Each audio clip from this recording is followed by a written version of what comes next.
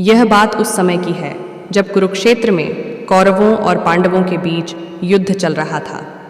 पितामह भीष्म कौरवों की ओर से युद्ध लड़ रहे थे, लेकिन कौरवों के सबसे बड़े भाई दुर्योधन को लगता था कि भीष्म पितामह पांडवों को नुकसान नहीं पहुंचाना चाहते हैं।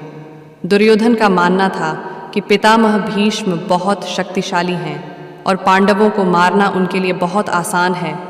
इसी सोच में डूबा दुर्योधन भीष्म पितामह के पास पहुंचा।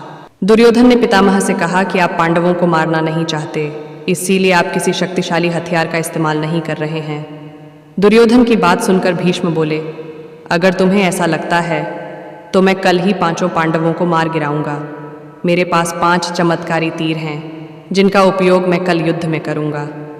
भीष्म पितामह की बात सुनकर दुर्योधन बोला, मुझे आप पर भरोसा नहीं है, इसलिए आप ये 5 चमत्कारी तीर मुझे दे दीजिए। इन्हें अपने कमरे में सुरक्षित रखूंगा।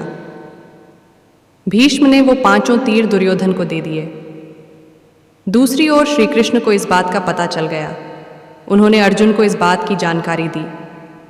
अर्जुन यह सुनकर घबरा गया और सोचने लगा कि इस मुसीबत से कैसे बचा जाए।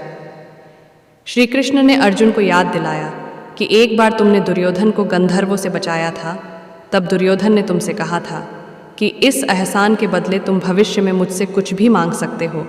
यह सही समय है, तुम दुर्योधन से वो 5 चमत्कारिक तीर मांग लाओ। इसी तरह तुम्हारी और तुम्हारे भाइयों की जान बच सकती है।